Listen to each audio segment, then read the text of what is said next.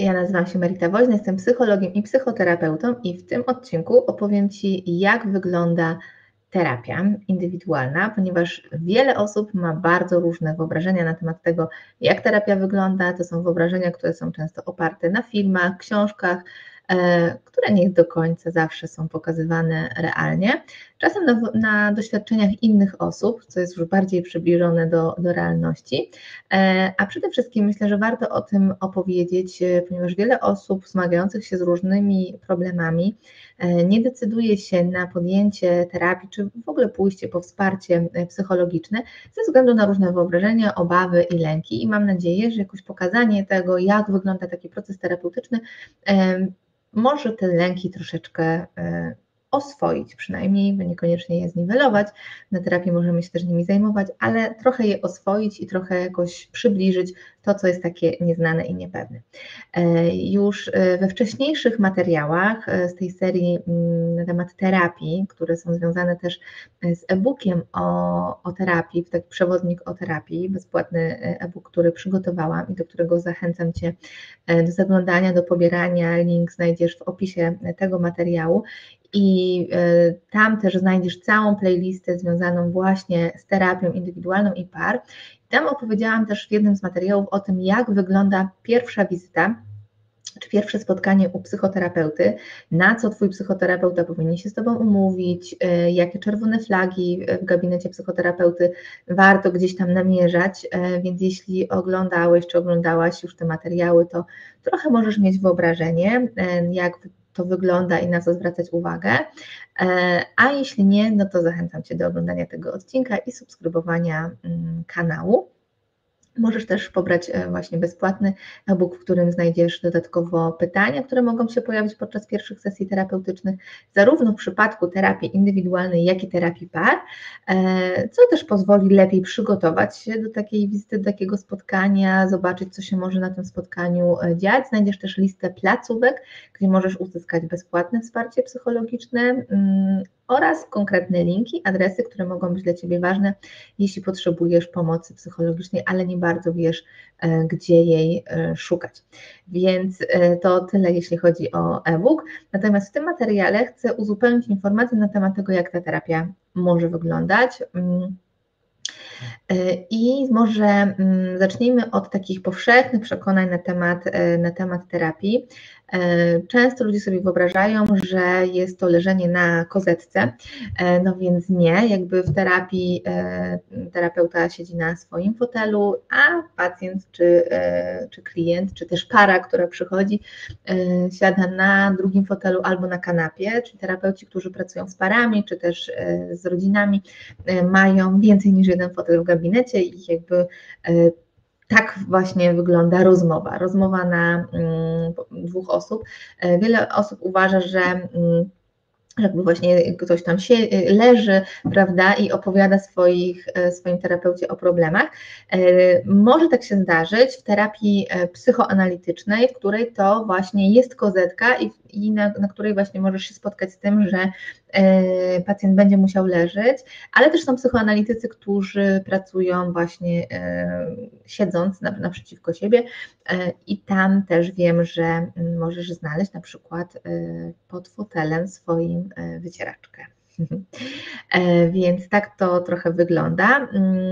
O psychoanalizie będę też rozmawiała z psychoanalityczką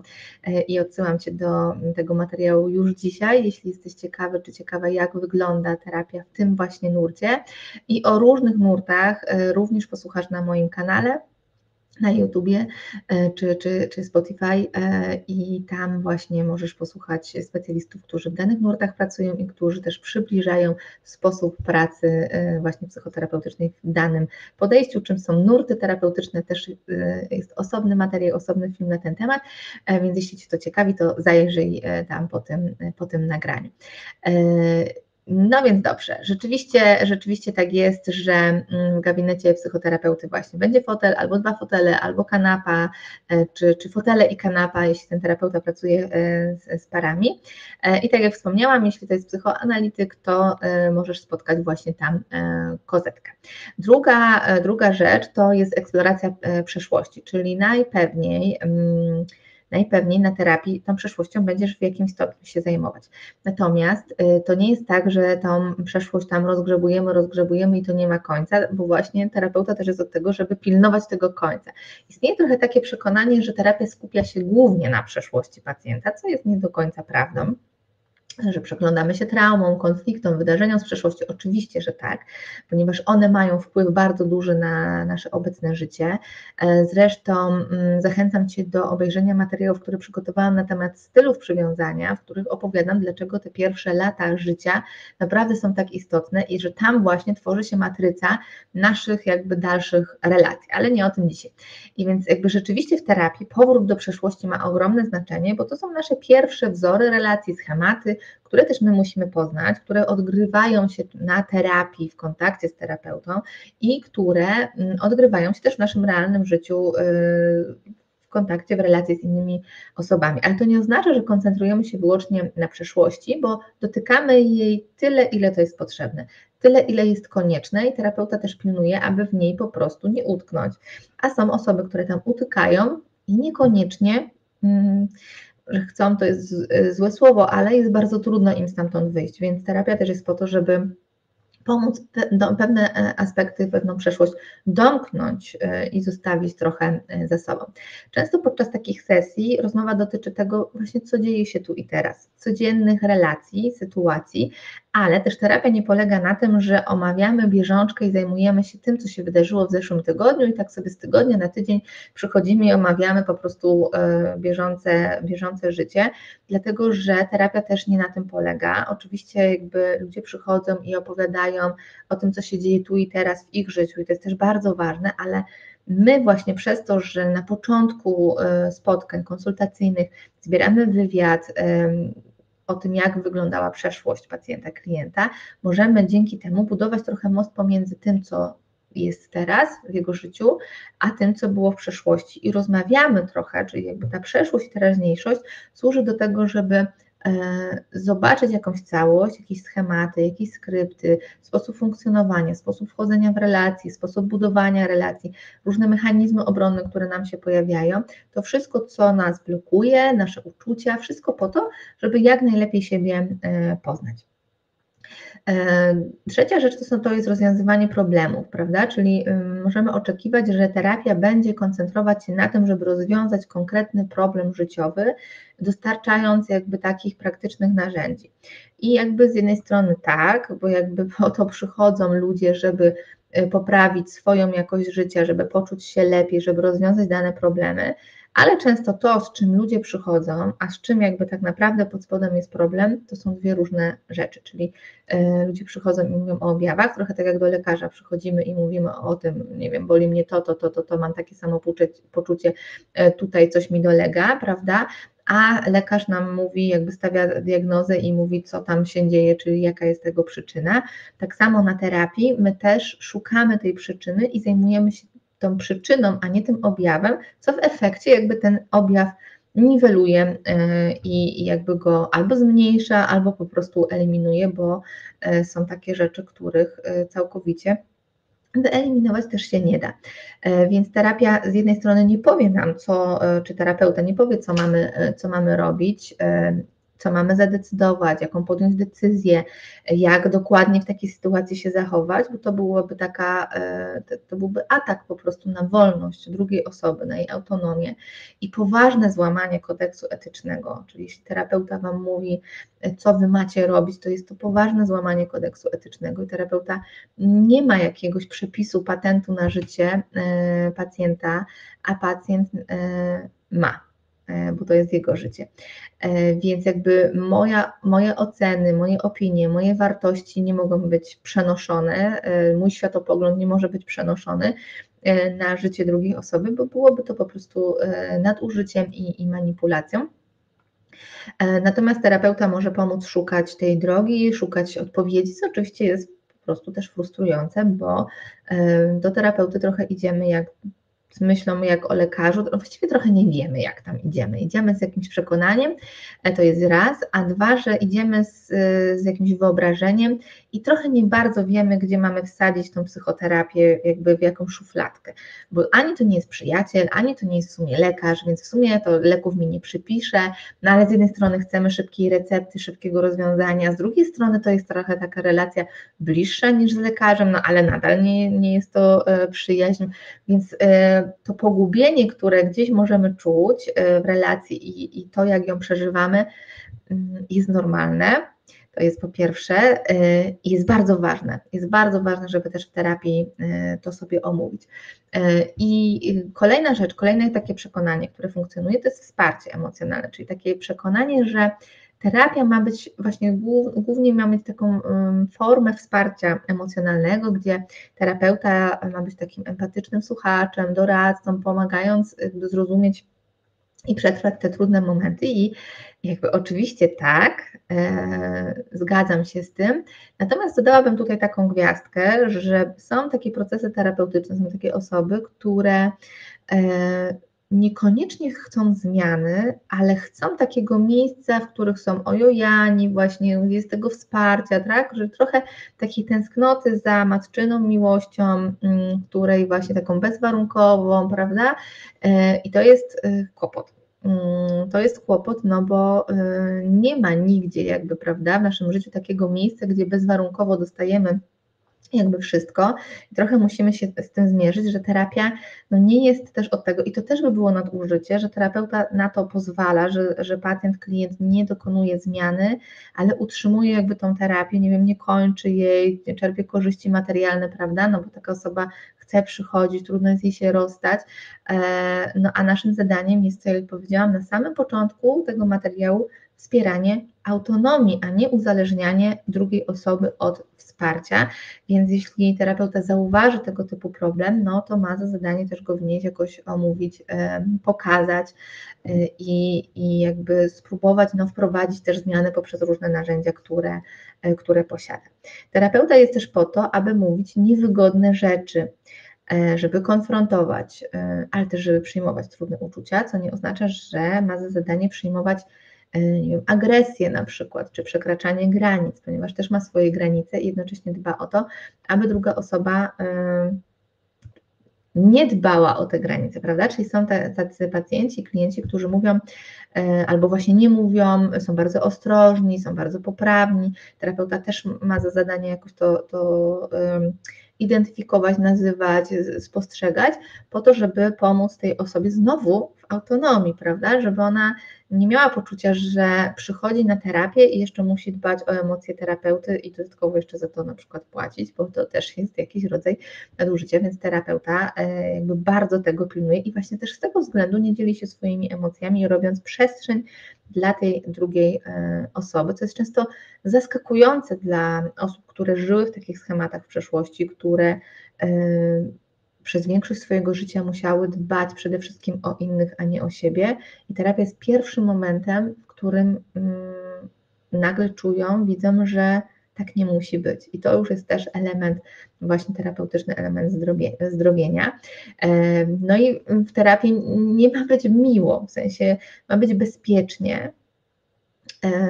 bezpiecznie, ale niekoniecznie jest wygodnie i jest miło, bo terapeuta też mówi niewygodne rzeczy. Niekoniecznie może mieć, nawet nie powinien, nie ma intencji zranienia drugiej osoby, ale fakt jest taki, że nawet jak mówimy w sposób konstruktywny różne informacje zwrotne, no to wywołuje to emocje w drugiej osobie i jeżeli to się zadzieje, to też w terapii możemy to omówić. Więc nie ma jakby też relacji, które są w 100% bezpieczne, tego też doświadczamy w terapii, że to odsłanianie się właściwie niesie ze sobą ryzyko, że jest niebezpieczne, że tam zawsze coś może się pojawić, ale w terapii też uczymy się tym zranieniem opiekować, stawiać granice, mówić o tym zranieniu,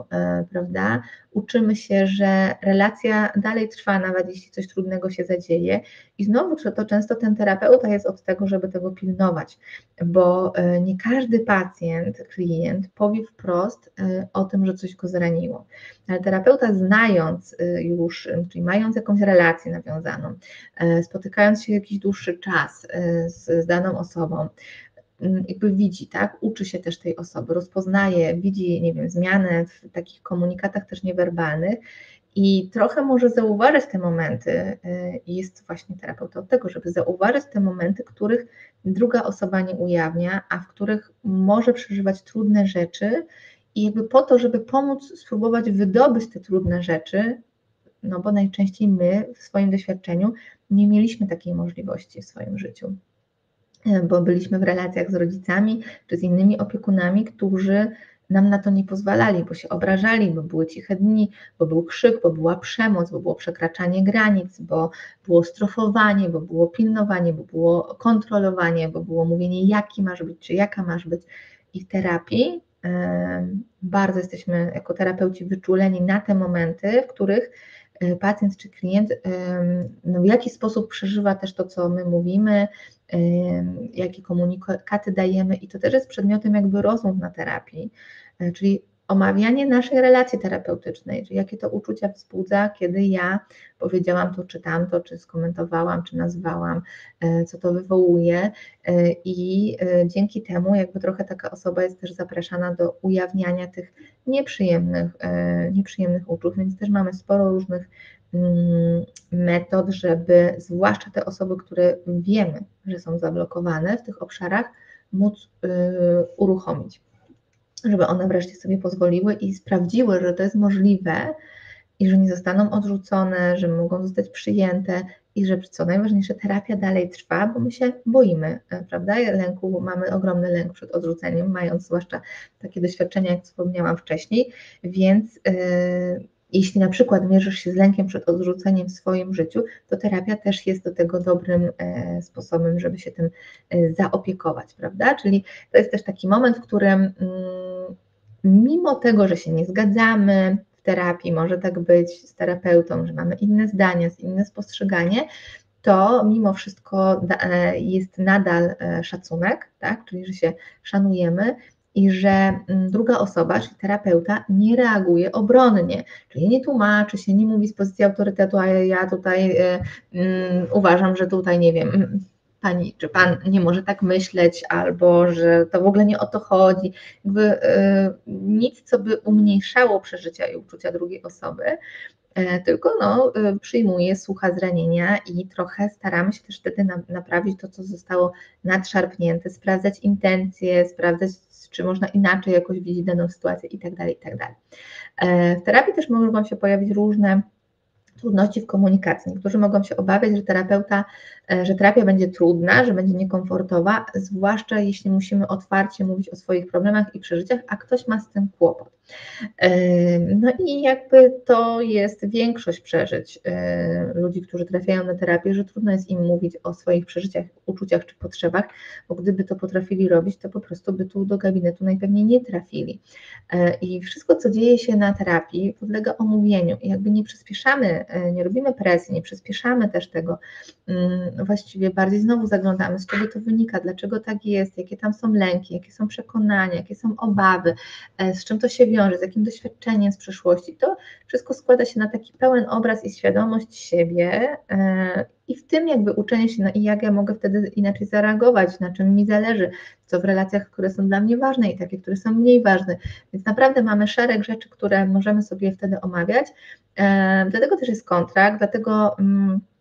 nie ma trochę znaczenia, czy mówisz mało, czy dużo, czy ci jest trudno, czy łatwo mówić. Jakby na terapii razem z terapeutą będziecie się temu przyglądać, temu, co się tam zadzieje, co to oznacza. I każda rzecz ma na celu to, żeby bardziej siebie rozumieć i to jest jakby bardzo ważne. Kolejna rzecz to jest to, że ten proces terapeutyczny jest długotrwały. Ludzie często są świadomi, że terapia może być długotrwałym procesem, który wymaga cierpliwości, zaangażowania, czasu, zarówno ze strony pacjenta, jak i terapeuty, ale nie zawsze tak jest, nie zawsze potrzeba wielu lat terapii, ponieważ są procesy, które trwają kilka miesięcy, czy rok albo 2. bo wszystko zależy od tego, jaki jest cel, z czym my przychodzimy, na jakim etapie jakby swojego życia jesteśmy, od naszego wglądu, od refleksji, od tego, jak budujemy relację terapeutyczną i też od sposobu pracy terapeuty, bo warto zauważyć, że doświadczenie terapii może różnić się w zależności od naszych takich indywidualnych potrzeb, stylu pracy, od rodzaju pracy jakby stosowanej w konkretnym przypadku. To może naprawdę być bardzo różne. Natomiast to, co jest istotne, jakby zalecenie jest takie, żeby pacjent, klient w czasie terapii, o ile to jest możliwe, nie podejmował też ważnych dla siebie życiowych wyborów. Oczywiście, co ja mam tutaj takiego na myśli? Chodzi o to, żeby one nie były impulsywne, bo wiadomo, że jeżeli terapia też trwa długi czas, to te wybory siłą rzeczy podejmujemy i też pytanie, co to znaczy ważne. Ale chodzi mi o takie rzeczy, żeby nie reagować impulsywnie, a przynajmniej jak to są trudne jakieś rzeczy, żeby omawiać to z terapeutą. Jeśli mamy to zrobić, to omówmy to w trakcie sesji, bo może być też tak, że dana osoba chodzi o to, żeby dana osoba miała świadomość, że pewne decyzje mogą wynikać z tego procesu terapeutycznego, prawda, że jakby terapeuta nie powie Ci, co masz zrobić, czego masz nie zrobić, bo decyzja należy do Ciebie, ale trochę terapeuta jest po to, żeby chronić Cię przed impulsywnym działaniem, bo może Ci pokazać nieświadome kawałki, których Ty nie widzisz, mechanizmy, trochę z innej strony spojrzeć na tą sytuację. Oczywiście ostateczny wybór należy do Ciebie. Nie wiem, czy się rozstaniesz, czy zmienisz pracę, czy wejdziesz w kolejny związek już, czy później. Ale też chodzi o takie rzeczy, że w różnych relacjach uruchamiają nam się różne emocje. I czasem na przykład w relacji z daną osobą jakoś tak silne te emocje się uruchamiają i my pod wpływem siły tych emocji podejmujemy jakąś ważną decyzję, na przykład nie wiem, rezygnuję z pracy albo rozstaję się i koniec. I chodzi o to, żeby zobaczyć na terapii, z czego to wynika i zawsze jakby siła emocji, im silniejsze są emocje, tym ważniejsze jest to, żeby to omówić, sprawdzić, zobaczyć, co nam się dzieje, bo tam o coś głębiej nam chodzi, prawda? Żeby zobaczyć, że być może w tej sile emocji chodzi o to, że kontaktuje mnie to ze złością na jakąś bliską inną osobę, że jakby w tym szefie widzę partnera albo w partnerze widzę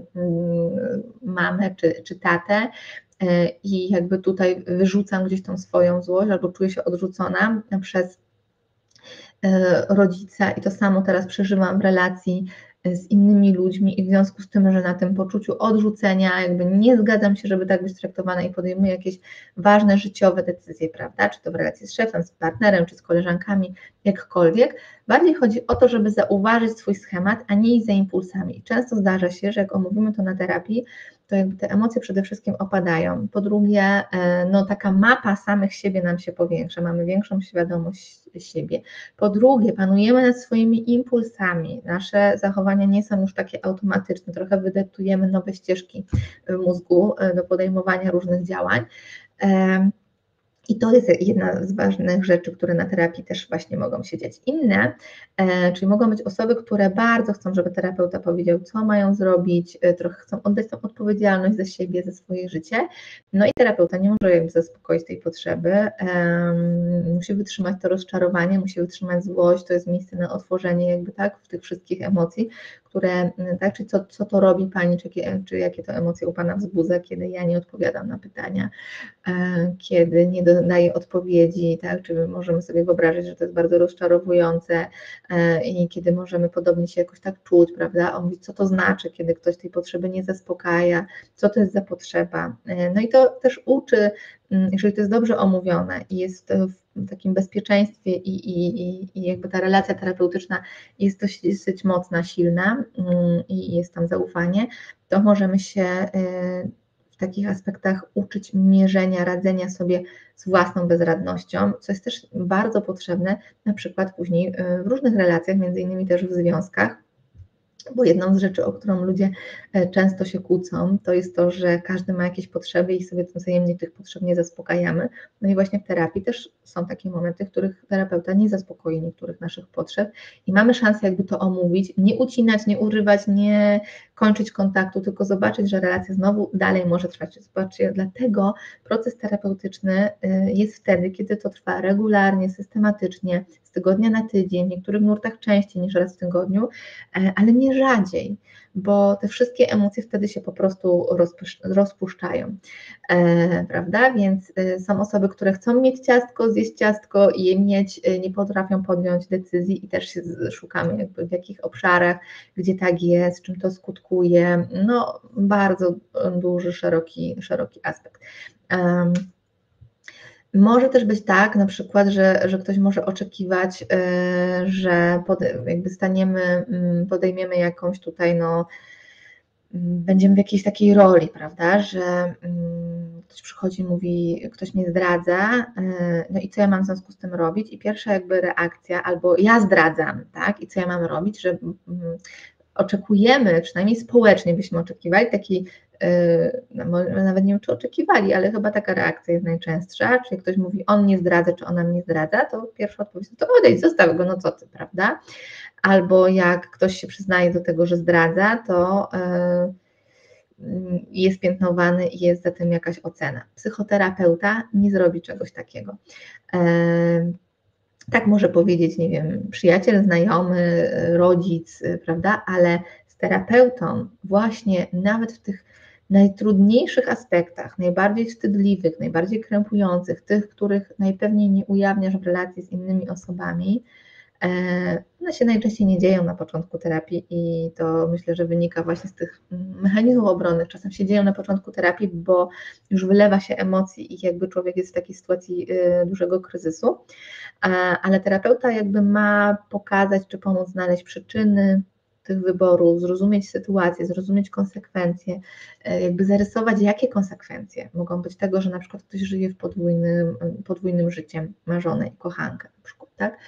W tym czasie też terapeuta musi się mierzyć ze swoimi emocjami, które ta sytuacja może w nich wywoływać, bo właśnie dlatego terapeuta musi przejść swoją terapię. Zdrada jest czymś takim, co generalnie budzi emocje u większości osób, a jeśli nie u wszystkich. Więc może to nie jest taki do końca dobry przykład, bo on jest bardzo silny i mocny, nie wiem, czy jakby przekaże to, na czym mi najbardziej zależy, ale dajmy na to rozwód. Tak, czyli jedna osoba przychodzi i mówi, no to ja się rozwodzę, bo nie wiem, partner tak i tak mnie traktuje. I teraz wyobraźmy sobie, że ten terapeuta, który może też przeżył rozwód, albo został bardzo zraniony podczas rozwodu, albo zdradzony, albo jakiś, jakby musi mieć przerobione to na własnej terapii, żeby nie przenosić tego na życie pacjenta czy klienta i umieć to oddzielić. I klienci bardzo mocno konfrontują nas z takimi własnymi kawałkami i nieustannie mobilizują terapeutów do swojej własnej, osobistej, trudnej pracy, czy to w terapii, czy w superwizji. Czym jest superwizja, omawiałam w osobnym materiale, więc Was tam odsyłam. W skrócie tylko powiem, że jest to jakby dbanie o taki etyczny aspekt procesu terapeutycznego i omawianie jakby, tak, czy posiadanie takiego nadzoru nad pracą, którą się prowadzi z danym pacjentem. Więc to jest niezwykle istotne. I to, gdzie my czujemy, że no co ten terapeuta w sumie robi albo milczy, nie mówi, że jakby ta praca emocjami jest naprawdę bardzo silna, ponieważ z jednej strony trzeba słuchać tej osoby, z drugiej strony trzeba namierzać, co się w nas dzieje, łączyć to z naszymi kawałkami z przeszłości, co mi się uruchamia, jaki mój schemat mi się uruchamia, co mi się uruchamia w relacji jakby z tym pacjentem, czy to jest moje, czy to jest jego, jaką interwencję teraz podjąć i jaka byłaby najlepsza, jaka byłaby reakcja, i jak opanować różne swoje emocje, które w środku się dzieją i jak w tym wszystkim zadbać o poczucie bezpieczeństwa, żeby jakby nie zburzyć tutaj zaufania, żeby delikatnie posuwać się, zwłaszcza w takich trudnych tematach i nie pędzić za bardzo, no i sprawdzać, czego druga osoba by potrzebowała. No to jest czasami naprawdę duży wysiłek, taki energetyczny, taki eksploatujący i wymaga obszernej pracy nad sobą i po prostu nie wyobrażam sobie bez własnej terapii podejmować się takiej pracy terapeutycznej z drugim człowiekiem. Dlatego terapia Twojego terapeuty jest kluczowa, często nie jedna terapia. Więc to jest tutaj to, prawda? Czyli chodzi o to, żeby nie zabrać tej wolności, znowu to powtórzę, żeby nie było ataku na autonomię drugiego człowieka, prawda? Żeby nie mówić, a teraz tutaj pani sobie, nie wiem, niszczy życie, tego proszę nie robić, a ja miałam tak, no, żebyśmy po prostu powstrzymywali się jako terapeuci przed takimi rzeczami, no i wspierali autonomię. Myślę sobie, że to jest najwyższą taką wartością i celem ponad wszystkimi celami, żeby tą autonomię pacjenta, klienta wspierać. Terapeuta też w terapii możemy oczekiwać, że ktoś postawi jakąś diagnozę, więc jakby formalnie nie, ponieważ rozpoznanie, które widnieje w dokumentacji medycznej, taka diagnoza medyczna, jest stawiana przez psychiatrę, czasem przez psychiatrę we współpracy z psychologiem klinicznym, który robi różnego rodzaju testy i badania i tak jest podejmowana decyzja i zresztą w nagraniu z Asią Adamiak, psychiatrą, rozmawiałyśmy o tej diagnozie medycznej i o tym, z czego ona wynika i dlaczego czasem jest nietrafiona. Zapraszam Was do obejrzenia tego nagrania, posłuchania tego nagrania. No i jakby natomiast psychoterapeuta dla swojego użytku robi tak zwaną konceptualizację funkcjonowania pacjenta, trochę jakby robi taką diagnozę, prawda, co jest problemem, nie wiem, czy jaką strukturę osobowości ma dana osoba, ale jakby nie robi diagnoz, które są związane, nie wiem, z testami, prawda, czyli idąc na terapię nie dostaniesz testu, bo terapeuta po prostu się tym nie zajmuje. Terapeuta ma dać Ci narzędzia, żeby lepiej sobie z nimi radzić, a nie zmienić, nie wiem, tutaj świat, jakby pomóc nauczyć Ci radzić sobie z różnymi trudnościami. No i też uczy godzenia się z realnością, która nie jest wygodna, uczy nie wpadania w idealizację czy w dewaluację, czyli w takie skrajności. No i pamiętajmy też, że terapeutę obowiązuje tajemnica zawodowa, dopóki jakby coś nie zagraża Twojemu życiu lub zdrowiu, ale o tym dokładniej też mówiłam w nagraniu o tajemnicy zawodowej, do której Cię odsyłam. Jeśli chodzi o koszty terapii, to ile terapia kosztuje i dlaczego tyle? Jakby koszt terapii zależy od wielu czynników, przede wszystkim od, nie wiem, miasta, od formy terapii, od doświadczenia tego terapeuty, od szkół, bo czasem kończył nie jedną szkołę, a kilka specjalizacji dodatkowych, więc same studia psychologiczne trwają 5 lat, później jedne studia, czyli takie podyplomowe psychoterapeutyczne trwają kolejne 4-5 lat. Jeśli ktoś kończył na przykład 2 szkoły, to musiał na to poświęcić na każdą 5 lat, czasem równocześnie, czasem odjąć 10 lat nauki, plus jeszcze jak ktoś ma dodatkową specjalizację, nie wiem, z seksuologii, albo jest superwizorem, albo nie wiem, robił milion dodatkowych szkoleń związanych na przykład z parami, albo z innymi aspektami, prawda? To wszystko są dodatkowe rzeczy, które po prostu są związane z doświadczeniem i z wykształceniem. Zresztą dodatkowo jakby też zdobywanie doświadczenia w zawodzie terapeuty nie jest najprostszą rzeczą.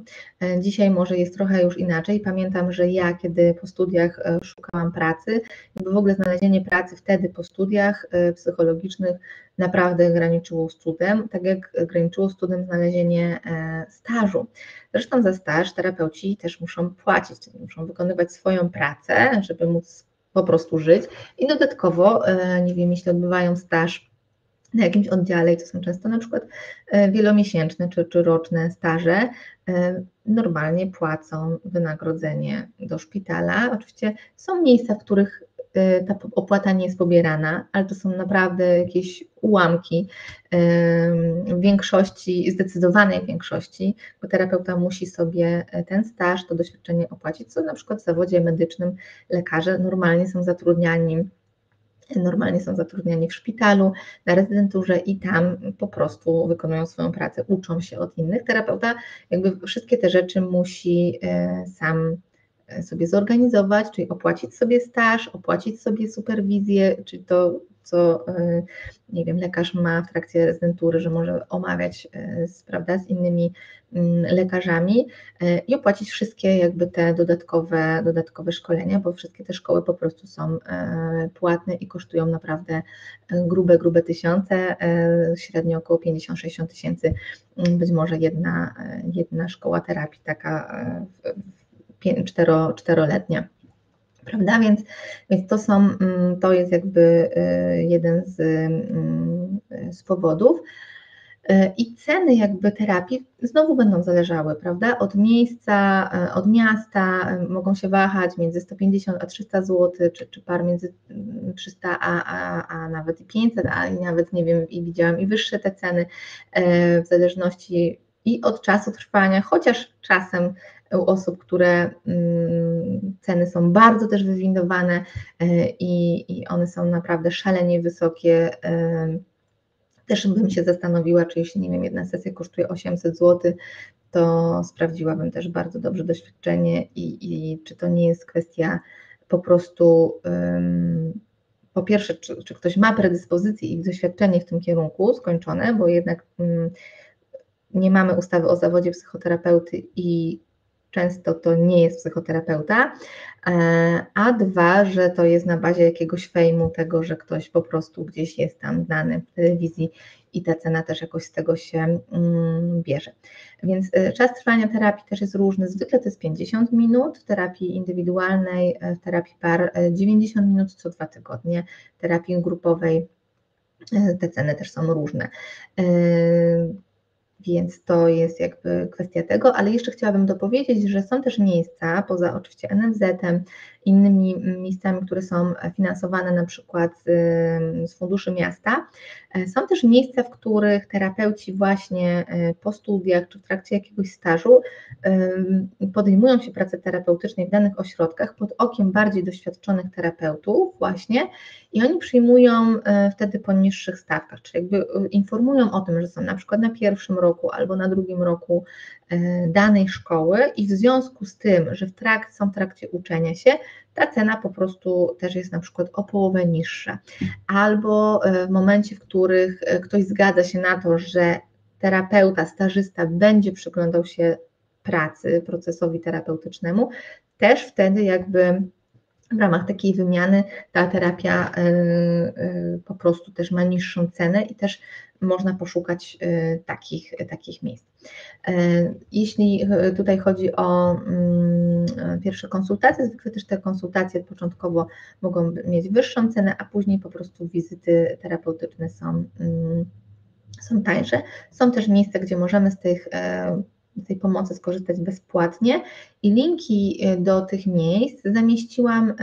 właśnie w bezpłatnym e-booku Przewodnik po terapii. Zachęcam do pobierania go w linkach gdzieś poniżej czy powyżej tego filmu. I jeszcze sobie przypomniałam, że są też miejsca, gdzie są oferowane może nie tyle terapia, ale bardziej wsparcie, które jest prowadzone na przykład przez studentów przy instytucie na przykład, tak, gdzie jest nadzorowane też przez specjalistów, przez terapeutów już z doświadczeniem. I tam też albo te ceny są po prostu niższe, albo w ogóle to wsparcie jest bezpłatne. Kolejną rzeczą, o której chciałabym powiedzieć, to jest przeniesienie, czyli w trakcie terapii zachodzi takie zjawisko przeniesienie przeciw przeniesienie, które oznacza, że najprościej jakby to opowiedzieć, że my w osobie terapeuty kumulujemy nasze uczucia, emocje, to co widzimy w innych relacjach, to przenosimy trochę na tego terapeutę i możemy podobnie tego terapeutę przeżywać jak inne osoby, albo możemy swoje części jakby lokować w terapeucie, prawda? Czyli my jesteśmy źli, ale nie wiem, boimy się, że terapeuta będzie zły, albo i wydaje nam się, że on jest zły. Więc to są takie rzeczy i to jest bardzo ważny element terapii, którego omawianie pozwala wychodzić ze schematów. To jest też taka praca z nieświadomością, charakterystyczna jest dla terapii psychodynamicznej i o niej też znajdziecie materiał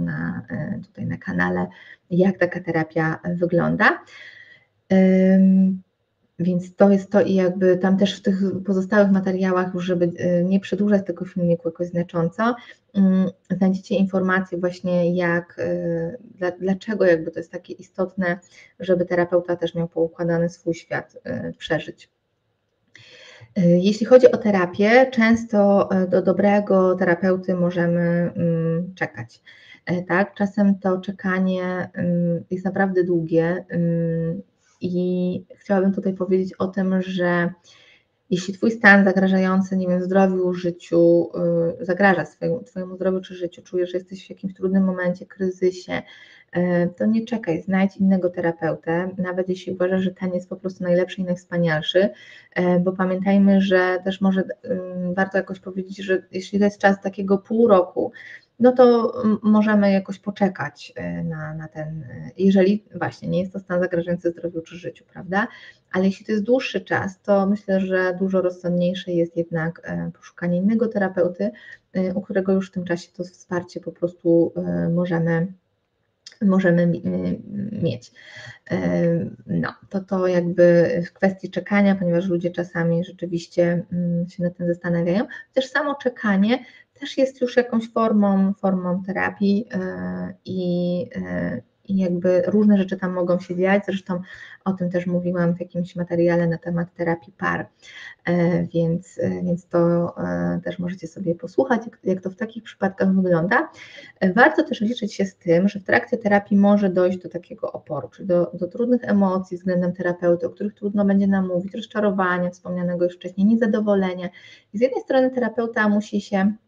jakby być kimś ważnym dla nas, ale z drugiej strony my też w tej terapii musimy się tym terapeutą rozczarować. I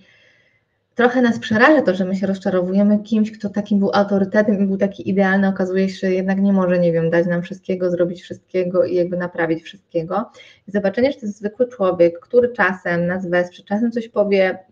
takiego, co nie do końca będzie nam się podobało,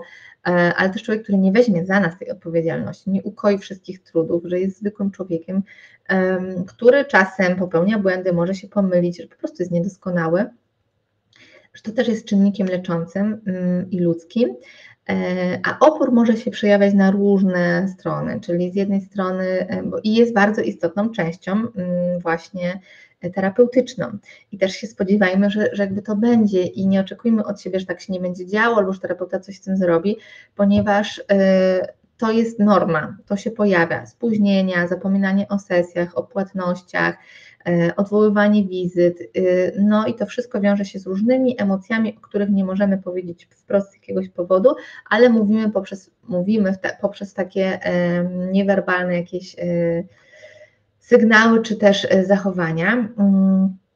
prawda? Więc jakby to, kiedy dotykamy jakiegoś lęku, jakichś ciemnych stron swoich, niewygodnych mechanizmów, to, że już to widzimy, ale jeszcze nie wiemy, co z tym zrobić, jest takim właśnie bardzo ważnym aspektem. Więc jakby podsumowując, i etap idealizacji terapeuty, i etap, w którym go możemy zacząć dewaluować, jest czymś normalnym w terapii, co się pojawia. Nie oznacza to od razu, że mamy tam czerwone flagi i trzeba uciekać, no bo możemy po prostu się też urealniać, więc zawsze jakby warto to w terapii po prostu omówić, bo złość czy rozczarowanie są naturalnymi etapami procesu i muszą się zadzieć. Złość na terapeutę, smutek, bezradność, czasem, prawda, której też dotykamy,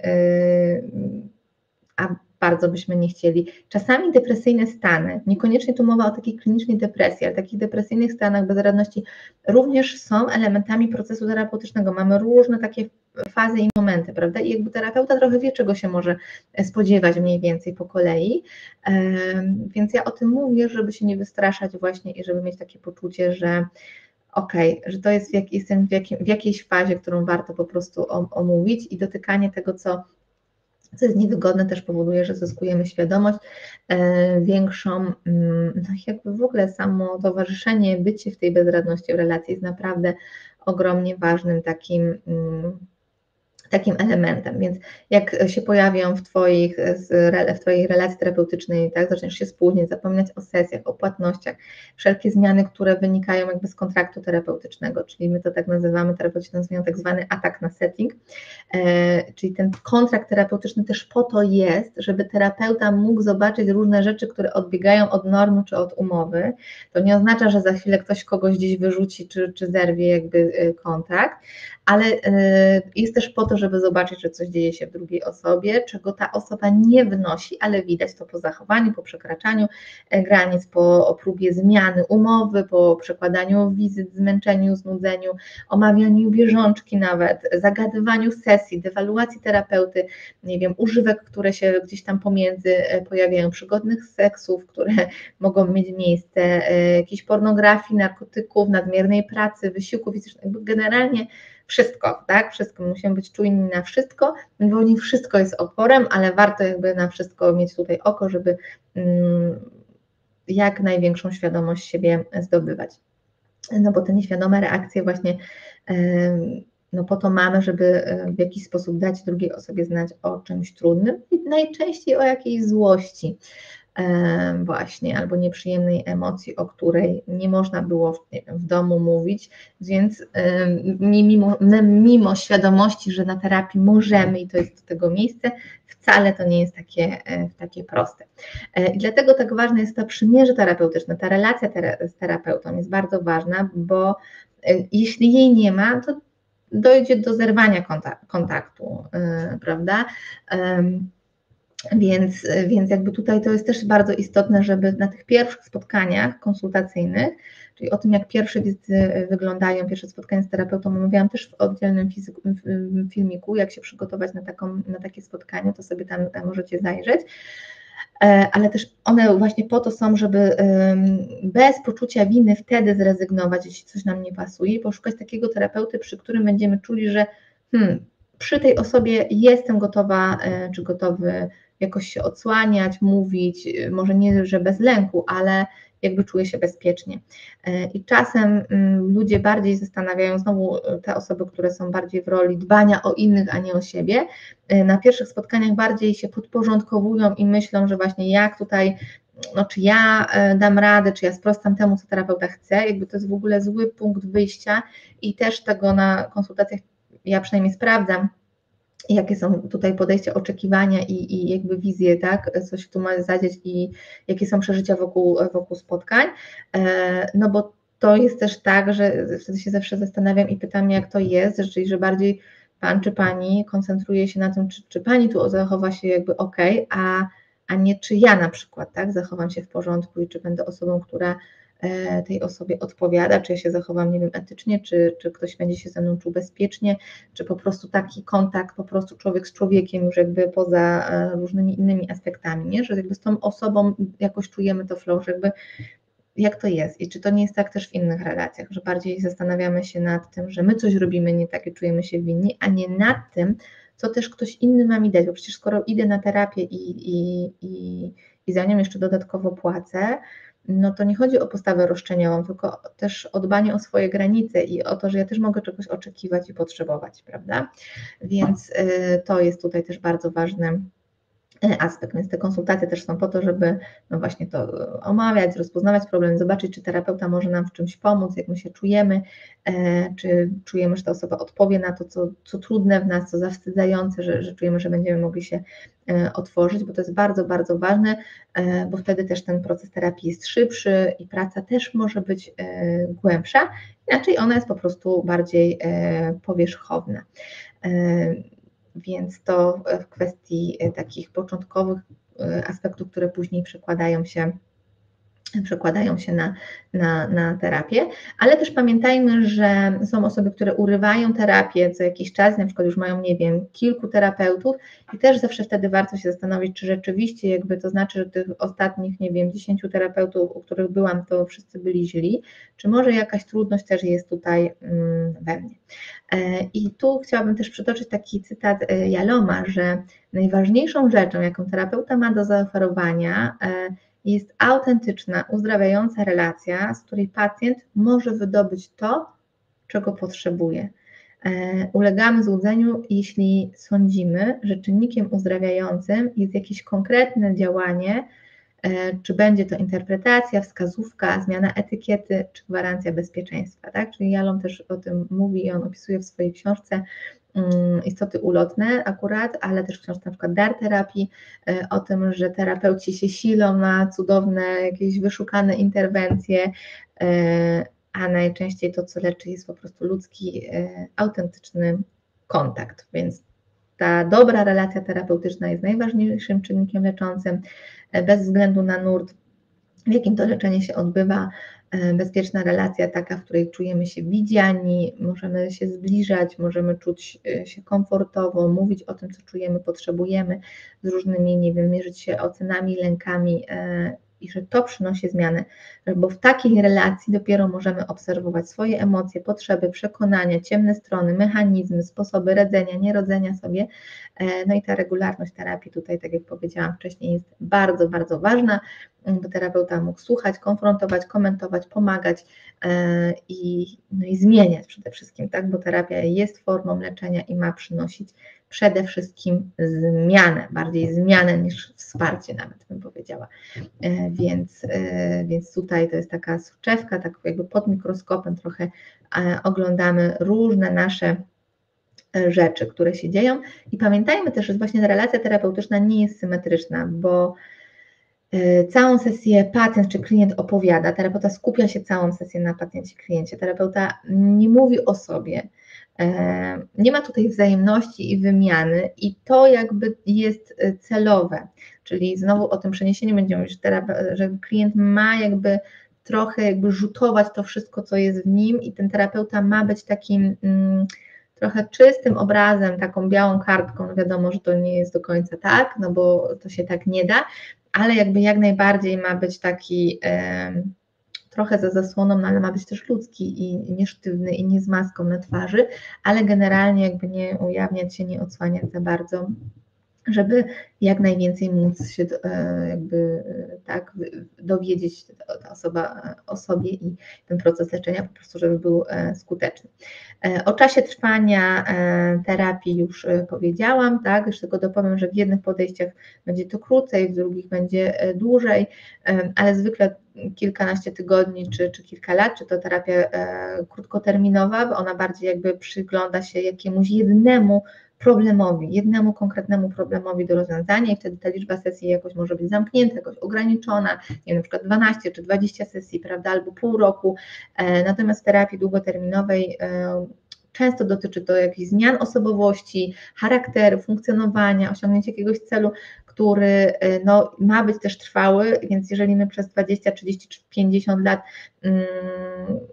wzmacnialiśmy jakiś automatyzm, jakieś schematy, no to ta zmiana po prostu wymaga naprawdę czasu i czasem to jest właśnie rok, dwa, a nawet i dłużej. Więc to jest to. Natomiast jeśli chodzi o zakończenie terapii, to jakby taki moment, który jest ten optymalny, to jest taki, kiedy i terapeuta, i pacjent, klient czują wspólnie, że to jest ten moment właśnie, ale są też momenty, w których ktoś już chce zakończyć terapię i wtedy my też mamy szansę jakby do omawiania, prawda, czy jakoś zobaczenia dlaczego i czy to jest jakoś wspólne między terapeutą a klientem, nikt nikogo też na siłę nie trzyma, ale też daje szansę takiego omówienia, żeby zrozumieć, dlaczego teraz rezygnuje, czy terapeuta może z takiego metapoziomu dać jakąś taką, nazwać to, co się wydarza, tak żeby jeśli ktoś kiedyś podejmie dalszą terapię, niekoniecznie tej samej osoby, będzie miał jakąś taką wskazówkę, jak to terapeuta też widział, czy jest niedomknięte, na co zwrócić uwagę, ale zwykle ten koniec terapii to też jest proces trochę takiej żałoby, kończenia, domykania relacji, no bo to też jest nowe w naszym życiu, że relacja, która jest bezpieczna i dobra, się po prostu kończy, że jak to nie będziemy się widzieć, prawda, że też przegląd różnych pożegnań, które w naszym życiu miały miejsce, może następować, więc to o takich dobrych końcach, nie? Więc nawet jeśli czujemy, że coś nam w tej terapii nie pasuje, to i tak dobrze jest pójść się pożegnać. Ja tak też się zresztą umawiam, żeby przyjść na te 1 do 3 spotkań, jeszcze omówić to, co domknąć ten proces i zwykle wtedy się udaje omówić to i się okazuje, że jest jakiś progres, że coś przeskoczyliśmy, ale czasem, kiedy się to nie udaje, no to jakby i tak mamy szansę zmienić trochę wzór, z takiego albo ucinania relacji, ucieczki do żegnania się i po prostu powiedzenia wprost, nie wiem, nie pasuje mi, nie podoba mi się, nie chcę, już mi to nie służy, czy cokolwiek innego i bycie jakby w tym przyjętym, bo to jest często coś, czego my kompletnie nie mamy. Tak starałam się tutaj jak najbardziej wyczerpująco opowiedzieć o tych aspektach terapii, jak ona wygląda. Wyszedł strasznie długi materiał. Mam nadzieję, że będzie dla Was pomocny, że bardziej obrazuje to, co w takiej terapii może się dziać. Dajcie znać, jak to z Wami rezonuje, jakie się refleksje w Was pojawiają, czy są jeszcze jakieś aspekty, które uważacie, że warto tutaj omówić, a nie zostały poruszone, to też napiszcie, dajcie znać w komentarzu. Bardzo jestem ciekawa Waszych spostrzeżeń. To tyle na dzisiaj i przypominam o pobieraniu e-booka Przewodnik po terapii, jeśli potrzebujecie takiego wsparcia, czy w indywidualnej terapii, czy też w par, i do zaglądania do pozostałych materiałów związanych nie tylko z terapią, ale też innych aspektów, które znajdziecie tutaj na kanale, więc jeśli Wam się podoba, ten materiał jest dla Was wspierający, możecie zostawić tutaj czy jakiegoś lajka, czy zasubskrybować kanał, czy po prostu komentarz, żeby podzielić się jakąś swoją refleksją. Zawsze to jest dla mnie bardzo miłe i ciekawe. Także tyle ode mnie na dzisiaj, bardzo dziękuję i do usłyszenia.